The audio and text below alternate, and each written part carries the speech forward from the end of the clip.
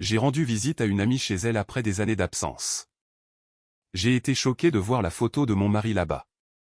J'ai immédiatement appelé ma mère, licencié mon mari sur le champ et toutes les personnes qui lui sont liées. À peine 2 heures plus tard, une vérité choquante a été révélée. Je m'appelle Penny. J'ai 30 ans et je suis la présidente directrice générale d'une entreprise de technologie d'intelligence artificielle de premier plan basée à Indianapolis. Je me suis marié il y a tout juste 3 mois. Aujourd'hui, j'ai décidé de faire une surprise à une amie proche dans sa nouvelle maison après qu'elle soit enfin revenue de plusieurs années passées en Europe. Je suis resté figé sur le tapis de laine au milieu du salon, les yeux rivés sur le grand portrait accroché au mur d'en face. C'était une immense photo de mariage. La mariée était mon amie, rayonnante. À côté d'elle se tenait un petit garçon, âgé d'environ 6 ans. Mais le marié qui me souriait avec ce regard douloureusement familier, était mon mari. Exactement le même homme avec qui j'avais échangé mes vœux il y a à peine 90 jours. Mon cœur battait la chamade contre mes côtes, mais mon esprit était d'une acuité terrifiante. Mon cerveau traitait frénétiquement cette réalité impossible. Il était censé être en voyage d'affaires à travers le pays. Pourtant, il était là, immortalisé dans un portrait de famille qui documentait cette année d'une vie parallèle cachée. Je n'ai pas crié et je n'ai pas versé une seule larme. Au lieu de cela, une rage froide et calculatrice a pris le dessus. J'ai sorti mon téléphone et composé le numéro de ma mère, la présidente de notre conseil d'administration. Licencié mon mari immédiatement, ai-je commandé calmement dans le combiné, et mettais fin au contrat de toutes les personnes qui lui sont liées. À peine 2 heures plus tard, une vérité choquante allait être révélée. Si vous avez déjà fait face à la trahison ultime de ceux en qui vous aviez le plus confiance et que vous avez refusé de jouer la victime, cliquez sur le bouton d'abonnement et aimez cette vidéo pour voir exactement comment j'ai impitoyablement démantelé son parfait mensonge. J'ai glissé mon téléphone dans ma poche juste au moment où des pas familiers résonnaient dans le couloir. Elle arrivait. Le tintement d'une tasse de thé contre un plateau en argent a retenti alors que Queen sortait avec un sourire aux lèvres. Ce sourire a disparu à la seconde où elle a suivi mon regard vers l'immense portrait sur le mur. Elle a posé le plateau sur la table basse en verre, ses mains devenant soudainement maladroites, les essuyant rapidement sur son jean. « Penny, est-ce que tout va bien ?» demanda Queen en fronçant les sourcils. Je n'ai pas scié. J'ai gardé les yeux fixés sur le cadre. Qui est l'homme sur cette photo ? Queen laissa échapper un souffle nerveux. C'est mon mari, Logan. Nous nous sommes mariés il y a 7 ans avant que je ne déménage en Europe. Il est resté ici aux États-Unis.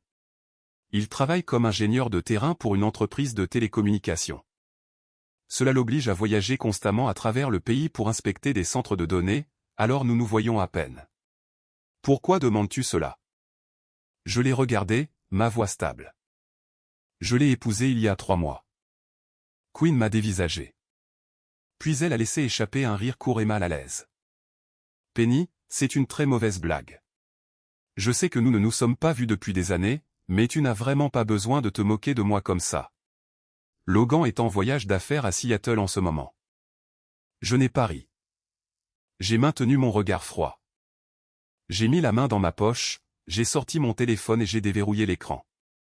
J'ai ouvert ma galerie de photos et lui ai tendu l'appareil. Queen a baissé les yeux. Son souffle s'est coupé. Une photographie haute résolution de Logan la fixait, portant un smoking sur mesure et me tenant les mains sous une arche florale. J'ai fait glisser mon doigt sur l'écran. Une vidéo haute définition a commencé à jouer, le montrant en train de glisser une bague en diamant personnalisée à mon doigt, sa voix récitant clairement des vœux de loyauté éternelle. Enfin, j'ai ouvert mon lecteur cloud sécurisé et j'ai affiché le PDF numérisé de notre certificat de mariage officiel des États-Unis. Il portait son nom légal complet, mon nom, le sceau de l'État en relief et la date d'il y a 90 jours. Le smartphone a glissé des doigts tremblants de Queen et a heurté le tapis avec un bruit sourd. Elle s'est effondrée en reniflant sur le bord du canapé, couvrant sa bouche alors qu'un sanglot viscéral lui déchirait la gorge. L'illusion de son mariage fidèle s'est brisée juste sous mes yeux. Pendant que Queen s'effondrait, mon esprit est passé en sur-régime absolu, assemblant rapidement les pièces décousues de l'année écoulée. Comment a-t-il réussi un faux mariage ? Logan avait toujours soutenu que ses parents vivaient complètement hors réseau dans une cabane isolée par la neige dans le nord de l'Alaska. Il prétendait qu'ils étaient profondément reclus et évitaient la société moderne. Alors, quand un couple de personnes âgées, douces et frêles, s'est présenté à notre dîner de répétition en pleurant des larmes de joie et en me tenant les mains, j'ai cru à cette histoire sans hésiter, j'ai ressenti de la sympathie.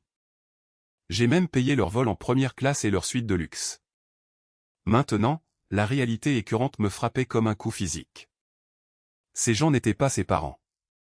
C'étaient des acteurs payés tenant un script. Mais pourquoi se donner la peine d'une charade aussi élaborée juste pour m'épouser? Logan se présentait comme un professionnel très performant. Il n'avait pas besoin de mon argent. Puis les souvenirs ont surgi. Les longues nuits dans mon bureau à domicile. Logan debout derrière mon fauteuil en cuir, me massant les épaules pendant que ses yeux s'attardaient sur mes deux moniteurs. Il posait toujours des questions. À l'époque, je pensais qu'il s'intéressait simplement à mon travail pour me soutenir. Maintenant, ces questions désinvoltes résonnaient dans ma tête avec une clarté terrifiante. Il avait posé des questions sur l'architecture de notre serveur principal. Il s'était enquis avec désinvolture des niveaux d'habilitation de sécurité requis pour accéder à notre code source d'IA propriétaire. Il voulait spécifiquement savoir à quelle fréquence l'équipe de développement changeait les clés de chiffrement. Mon sang s'est glacé. Ce n'était pas une romance tragique. Ce n'était pas un simple différend domestique concernant un mari infidèle s'accrochant à deux familles distinctes. C'était une opération hautement ciblée. J'étais la présidente directrice générale d'une entreprise d'IA valant $1 milliard et je venais de donner à une entité hostile un accès biométrique complet à ma maison et à mon réseau. La trahison d'un mari a entièrement disparu instantanément, remplacée par la prise de conscience terrifiante d'une faille de sécurité d'entreprise massive. Je n'avais pas le temps de m'asseoir sur ce canapé et de pleurer avec la femme qui partageait mon faux mari. Chaque seconde que je perdais ici était une seconde de plus que Logan avait pour infiltrer l'ordinateur central de mon entreprise. J'ai ramassé mon téléphone par terre. Quinn pleurait toujours, complètement perdu dans sa propre dévastation.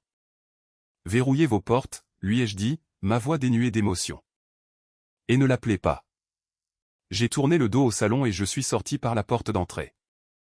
En claquant la portière de la voiture, l'air glacial de l'après-midi de l'Indiana a instantanément mis mon esprit en mode combat. J'ai démarré le moteur, serrant le volant en cuir jusqu'à ce que mes jointures blanchissent. J'ai connecté mon téléphone au système Bluetooth du véhicule et j'ai composé la ligne exécutive cryptée. Elle a sonné 2 fois. « Penny », répondit Rhonda. Sa voix était tranchante, un ton réservé exclusivement aux salles de conseil. Elle était ma mère, mais à ce moment-là, j'avais besoin de la présidente du conseil d'administration. « Nous avons une situation critique », ai-je déclaré, en gardant ma respiration contrôlée. Je viens de découvrir que Logan a commis une usurpation d'identité. Ses antécédents, ses parents, sa situation matrimoniale, tout est fabriqué. Il a une autre épouse légale et un enfant. Un silence s'est étiré sur la ligne. Rhonda n'a pas halté ni offert de condoléances maternelles. Elle a traité les données. « Êtes-vous en sécurité ?» a-t-elle demandé. « Physiquement, oui », ai-je répondu. Mais l'entreprise pourrait ne pas l'être. Je soupçonne qu'il a infiltré notre société avec un motif ultérieur. Il a vécu dans ma maison, accédant à mon réseau privé. Quelle est votre recommandation? Confinement du risque, ai-je dit immédiatement. J'ai besoin d'une autorisation exécutive pour exécuter un gel complet du système sur son profil. Nous devons révoquer ses droits d'accès et lancer un audit immédiat de ses journaux de données. Je traite cela comme une violation grave de la conformité. Accordé, a confirmé Rhonda sans hésitation. Je vous donne le contrôle opérationnel d'urgence. Faites tout ce qui est nécessaire pour sécuriser le périmètre. Nous opérons strictement selon les règles. Gelez-le et rassemblez les preuves. Compris. J'ai mis fin à l'appel. J'ai passé la vitesse supérieure et me suis inséré sur l'autoroute. L'heure de pointe du soir congestionnait l'autoroute, mais j'ai manœuvré entre les voies avec une précision impitoyable. Ma vie personnelle venait d'imploser, et pourtant je ressentais une étrange clarté. Je n'étais plus une épouse trahie. J'étais une présidente directrice générale protégeant son empire. Je devais m'assurer que mes actions étaient juridiquement irréprochables. J'ai composé le numéro de Mitchell, notre conseiller juridique en chef. « Penny, que se passe-t-il » a demandé Mitchell. « J'exécute un protocole de confinement des risques sur Logan », ai-je déclaré. « Je soupçonne de l'espionnage industriel, Rhonda a accordé le contrôle opérationnel d'urgence. Ne résiliez pas encore son contrat, a conseillé instantanément Mitchell, son esprit juridique prenant le dessus. Si nous le licencions maintenant, il s'en va et nous perdons la capacité de le contraindre à coopérer en vertu de son accord de non-divulgation. Nous le suspendons dans l'attente d'une enquête interne. Je vais rédiger l'avis formel de suspension et préparer une ordonnance de conservation légale pour toutes ces communications. Ayez les documents prêts dans 1 heure, ai-je ordonné. J'ai ensuite utilisé une commande vocale pour appeler le chef de notre division de cybersécurité. Garrison, ai-je dit dès qu'il a décroché. Bonjour, Penny. De quoi avez-vous besoin?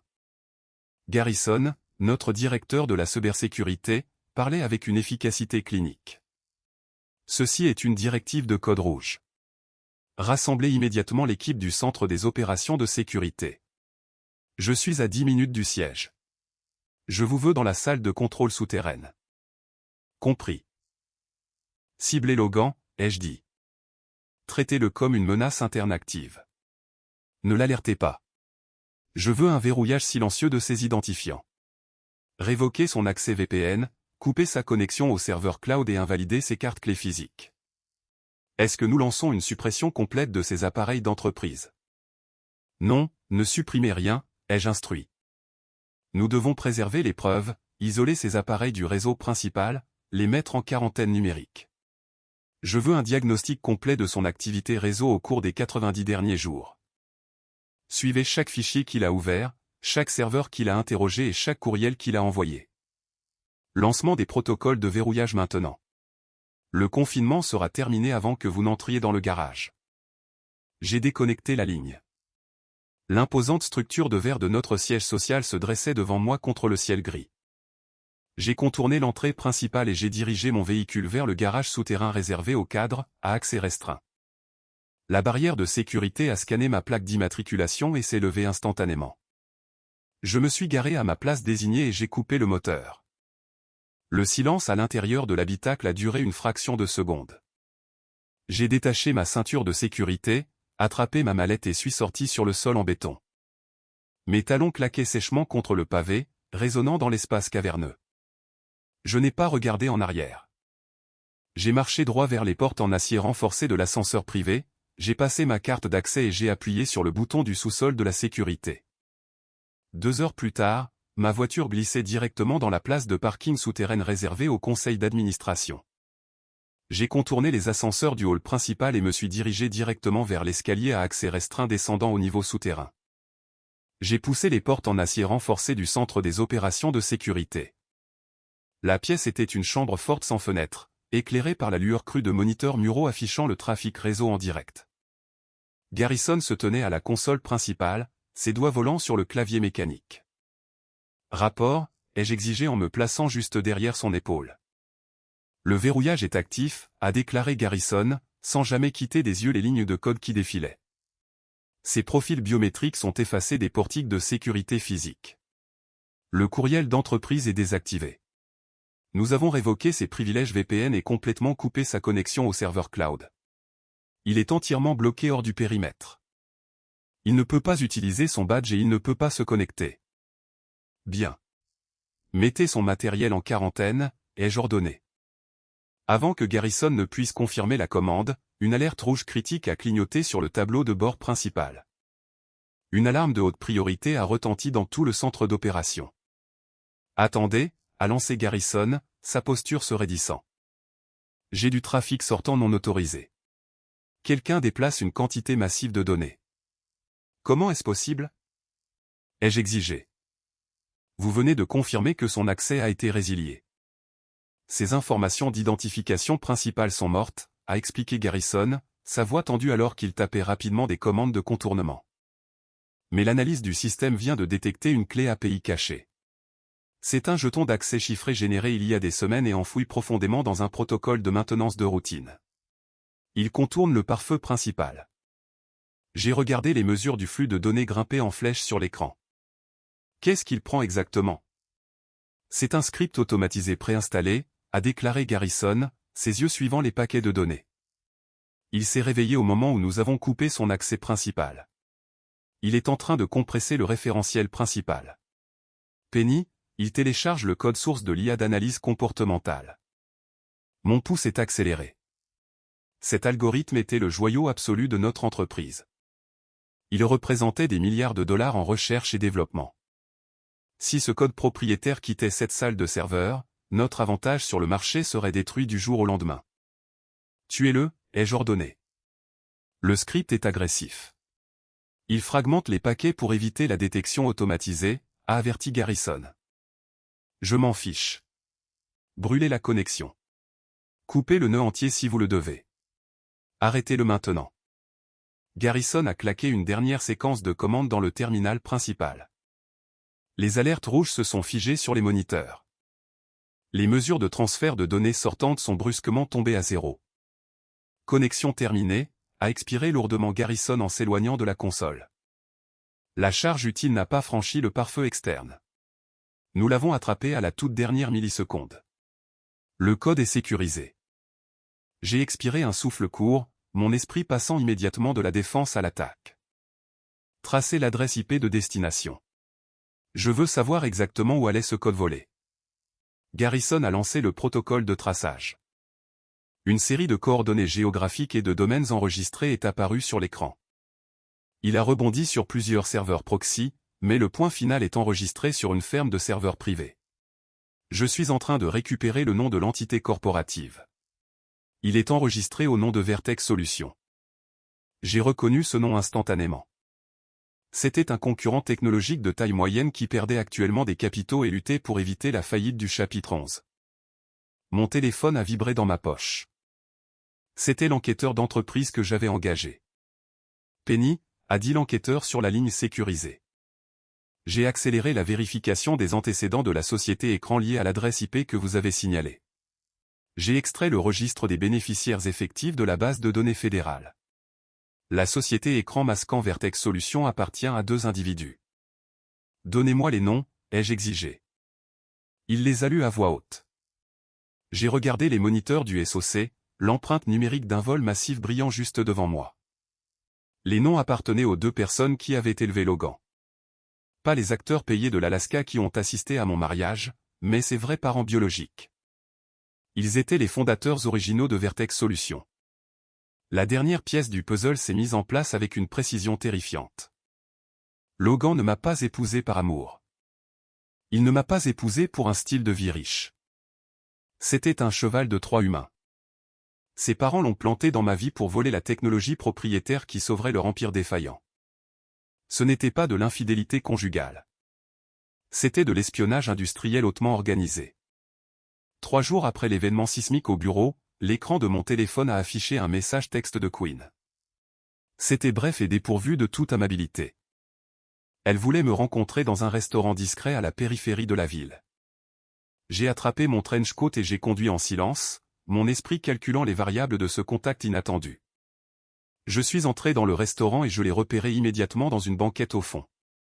Queen, reniflant, avait l'air complètement différente de la femme anéantie que j'avais laissée en larmes sur le canapé de son salon. La dévastation avait disparu, remplacée par un épuisement froid et endurci. Elle n'a pas offert de salutation polie alors que je me glissais dans la banquette en vinyle en face d'elle. Au lieu de cela, elle a poussé un épais dossier manille et un disque dur externe argenté sur la table en formica rayée. Je ne l'ai pas confrontée, a déclaré Queen platement, sa voix à peine plus haute qu'un murmure. Quand vous avez quitté ma maison, j'ai réalisé que pleurer ne me donnerait pas de levier. J'ai attendu qu'il soit sorti pour gérer les retombées que vous avez causées à son travail. Ensuite, j'ai ouvert le MacBook familial partagé. Logan a toujours pensé que j'étais ignorante de ses habitudes numériques, a-t-elle poursuivi en prenant une gorgée de café noir, mais les gens deviennent paresseux. Il a laissé sa session principale connectée sur le réseau domestique. J'ai commencé à fouiller. J'ai contourné son profil utilisateur standard et j'ai accédé aux répertoires administratifs. J'ai trouvé son application QuickBooks active. Il l'utilisait pour suivre méticuleusement ses doubles dépenses, mais ce n'était que la surface. J'ai localisé un dossier Dropbox caché. J'ai ouvert le dossier manille.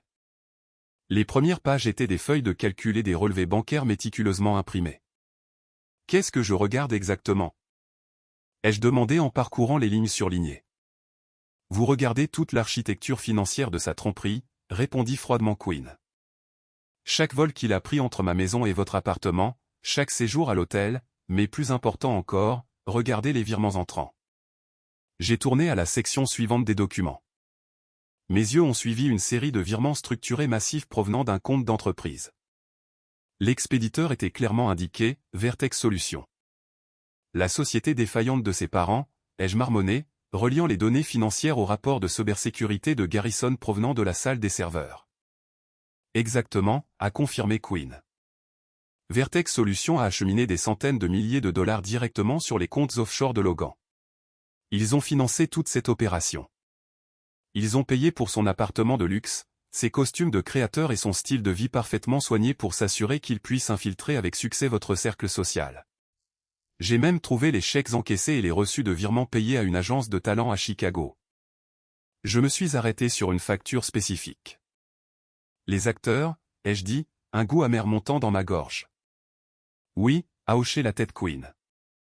Le couple de personnes âgées et frêles de l'Alaska qui a pleuré à votre mariage. Il leur a payé 15 000 $ chacun plus les frais de voyage en première classe sur le fonds secret de Vertex Solutions. Les registres de l'entreprise correspondent parfaitement à ses dépenses personnelles. C'était un espion d'entreprise salarié et ses propres parents biologiques signaient les chèques. J'ai fermé le dossier et j'ai tiré le disque dur externe vers moi. C'était le chaînon manquant exact dont Mitchell avait besoin. Nous avions les empreintes numériques du cybervol, mais Quinn venait de me remettre la preuve financière indéniable d'une conspiration d'entreprise coordonnée. Cela établissait une intention claire et une préméditation. Pourquoi me donnez-vous cela? Ai-je demandé, la regardant droit dans les yeux. Parce que je veux qu'il soit ruiné, a dit Quinn, son ton absolument impitoyable. J'ai demandé le divorce hier matin. Mes avocats ont obtenu une ordonnance d'urgence m'accordant la garde exclusive d'Owen en raison de l'identité frauduleuse de Logan et de sa responsabilité pénale potentielle. Nous prenons un vol pour l'Europe ce soir. Je change le nom de famille de mon fils et Logan ne nous reverra jamais. Elle s'est levée, serrant son manteau autour de ses épaules. Elle n'a pas demandé d'argent ni de faveur. Elle voulait simplement s'assurer que l'homme qui avait volé 7 ans de sa vie subisse une dévastation maximale. Utilisez les preuves, Penny, a dit Quinn en me regardant de haut. Réduisez son monde entier en cendres. Je me suis levé et j'ai tendu la main. Quinn l'a regardé une seconde avant de la saisir fermement. C'était une poignée de main froide et brève entre deux femmes qui refusaient d'être des dommages collatéraux. Elle s'est retournée et est sortie du restaurant, me laissant seul avec les munitions nécessaires pour détruire Vertex Solutions.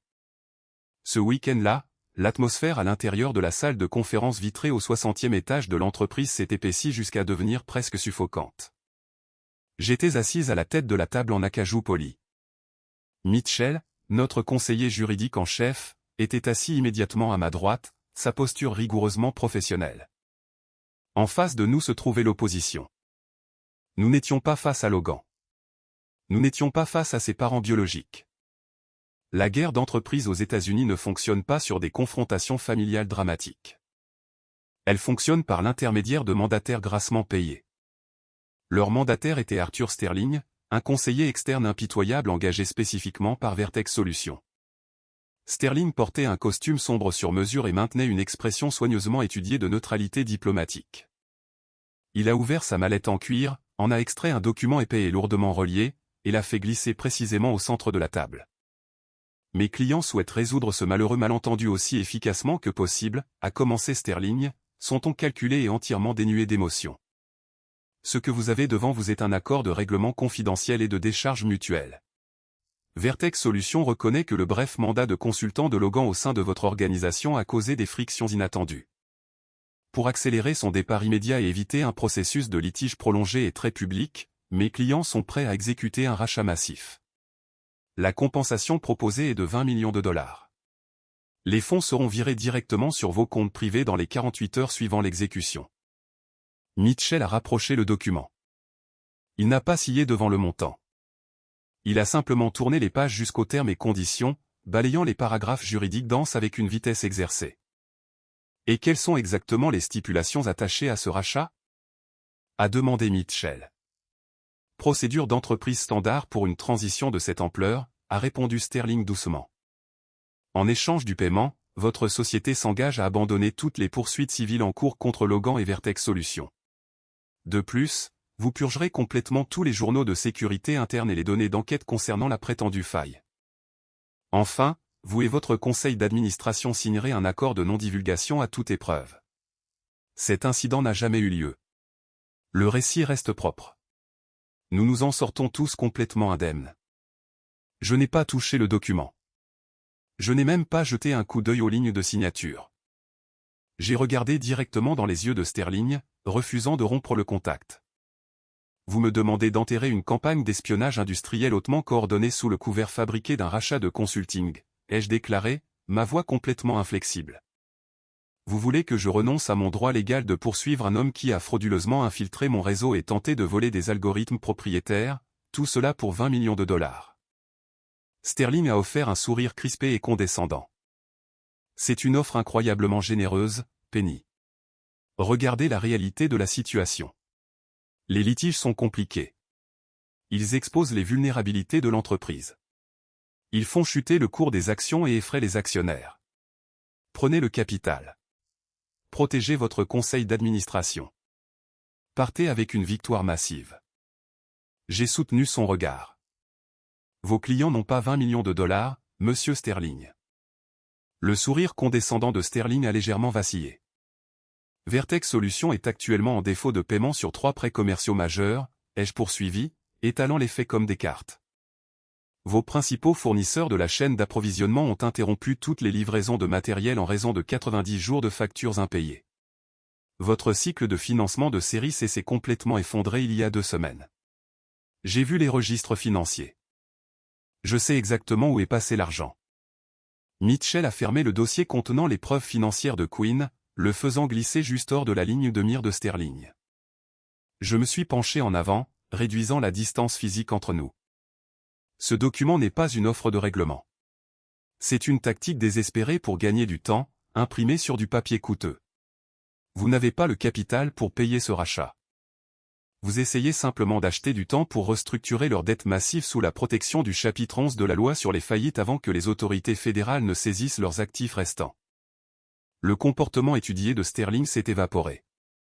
La couleur a quitté son visage alors qu'il réalisait instantanément que j'avais déjà utilisé leur propre dossier financier comme une arme contre eux. Il a compris que le bluff avait échoué de manière catastrophique. Sans prononcer un autre mot, Sterling a tendu la main sur la table en acajou, a récupéré le projet de règlement et l'a fourré dans sa mallette. Il a refermé les serrures en laiton avec un déclic sec. Il s'est levé, a ajusté sa veste de costume et est sorti de la salle de conférence. La phase de négociation était officiellement terminée. À l'aube du lundi suivant, un barrage massif de dépôts civils a été envoyé directement au palais de justice fédéral. Mitchell a exécuté la frappe juridique coordonnée avec une efficacité impitoyable. L'entreprise a officiellement intenté des poursuites civiles complètes contre Logan et les 6 ingénieurs logiciels qu'il avait activement intégrés dans notre infrastructure. Les accusations décrites dans les dossiers étaient une fraude d'entreprise définitive, des violations catastrophiques des accords de non-divulgation et la tentative de vol de secrets commerciaux propriétaires. Nous avons également déposé des injonctions d'urgence pour geler leurs comptes bancaires personnels, empêchant tout risque de fuite immédiat. Alors que les dépôts numériques s'enregistraient dans le système de dossiers fédéraux, j'ai autorisé la purge physique immédiate au siège. À exactement 9 h du matin, Garrison et une équipe du personnel de sécurité interne ont convergé vers l'étage de l'ingénierie. Les 6 agents infiltrés ont été complètement pris par surprise à leur poste de travail désigné. On ne leur a laissé absolument aucun temps pour se déconnecter de leurs terminaux, sauvegarder leur code ou emballer des objets personnels. Les agents de sécurité ont immédiatement confisqué leur matériel d'entreprise et les ont dépouillés de leur badge d'accès biométrique. Sous une surveillance stricte, les 6 individus ont été physiquement escortés à travers les portes vitrées du hall principal devant tout le personnel du matin. La purge a duré moins de 12 minutes. C'était une extraction chirurgicale et systématique. Cependant, le litige civil n'était que la vengeance financière. Je voulais une responsabilité pénale absolue. Avant midi, Mitchell et moi avons officiellement remis notre dossier de preuves complet au bureau régional du Federal Bureau of Investigation. Nous nous sommes assis dans une salle de briefing stérile et avons présenté les preuves à un agent spécialisé dans la cybercriminalité. Nous avons fourni les traces de virements financiers de Quinn, les journaux de serveurs interceptés par Garrison et la preuve définitive de la campagne d'espionnage industriel orchestrée par Vertex Solutions. Contrairement à un drame télévisé, le système de justice fédérale ne fonctionne pas du jour au lendemain.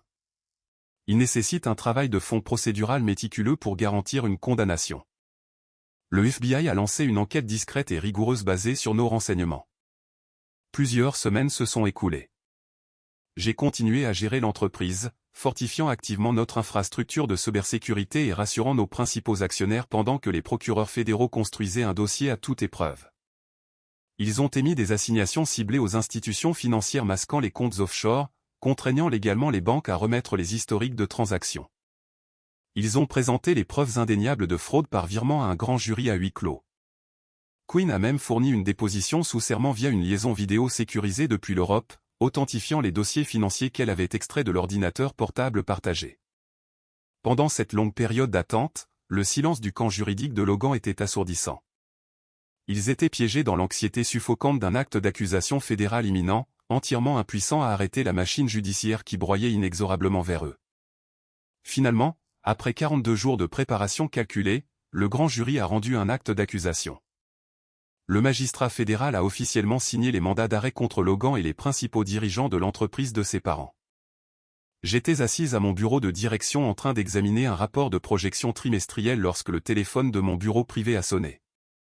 C'était Mitchell. Il n'a pas offert de salutation. Il m'a simplement demandé d'allumer la télévision. J'ai attrapé la télécommande et j'ai activé le son du grand écran plat monté sur le mur du fond, le réglant sur une chaîne d'information financière de premier plan. Un bandeau d'informations de dernière minute a clignoté en bas de l'écran en lettres rouges vives, annonçant un raid majeur du FBI lié à l'espionnage industriel dans le secteur technologique. La retransmission en direct montrait des caméras au niveau du sol capturant l'entrée principale d'un modeste complexe d'appartements temporaires à la périphérie de la ville. Une escouade d'agents fédéraux en coupe-vent tactique sombre est sortie du bâtiment. Au centre de leur formation serrée se trouvait Logan. Il ne portait plus les costumes de créateur sur mesure qu'il utilisait pour projeter le succès et la richesse.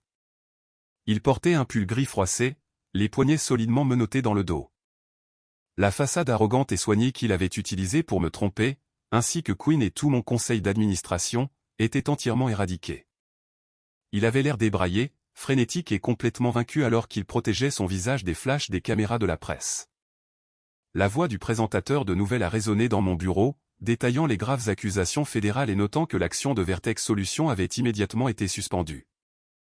L'agent l'a rapidement poussé à l'arrière d'un VUS fédéral sombre, claquant la lourde portière et scellant son destin. Je suis resté dans le silence de mon bureau, regardant le véhicule fédéral s'éloigner à toute vitesse. Je l'ai regardé se fondre dans le trafic dense de la ville jusqu'à ce qu'il disparaisse complètement de la vue de la caméra. 6 mois s'étaient écoulés depuis cet après-midi fatidique, debout devant cet immense portrait de mariage. Indianapolis s'était drapé des couleurs ambrées et vives de l'automne. Les retombées pour l'entreprise du raid du FBI ont été absolues et irréversibles. Vertex Solutions n'a pas survécu au poids des actes d'accusation fédéraux. Leur conseil d'administration a désespérément tenté de se déclarer en faillite sous le chapitre 11 pour restructurer leurs dettes massives, espérant sauver une fraction de leurs opérations. Le marché, cependant, a réagi sans aucune pitié. Les principaux investisseurs ont retiré leurs capitaux du jour au lendemain. Les créanciers principaux ont exigé un remboursement immédiat. Avec leurs dirigeants faisant face à de graves accusations fédérales pour avoir orchestré de l'espionnage industriel, le tribunal fédéral a rapidement rejeté leur proposition de restructuration. Le juge a forcé Vertex Solutions à passer directement en faillite sous le chapitre 7. Liquidation complète. Leurs actifs physiques, leurs fermes de serveurs et leurs propriétés intellectuelles restantes ont été saisies et vendues aux enchères de manière agressive par des administrateurs nommés par le tribunal pour payer leurs dettes impayées. L'entreprise technologique que les parents de Logan avaient passé des décennies à construire a été systématiquement démantelée et définitivement effacée du registre des sociétés. Mitchell est entré dans mon bureau un mardi matin et a placé la décision finale du tribunal carrément sur mon bureau. C'est officiellement terminé, a déclaré Mitchell, son ton strictement professionnel. Le juge fédéral des faillites a approuvé aujourd'hui l'ordonnance finale de liquidation du chapitre 7. Vertex Solutions cesse d'exister en tant qu'entité corporative. J'ai hoché la tête, signant mon nom sur notre document d'examen juridique interne. Et quel est le statut actuel de Logan ? ai-je demandé. Mitchell a vérifié sa tablette cryptée. Il reste incarcéré au centre de détention fédéral. Ses avocats de la défense très chers l'ont abandonné à la seconde où les fonds de Vertex se sont taris.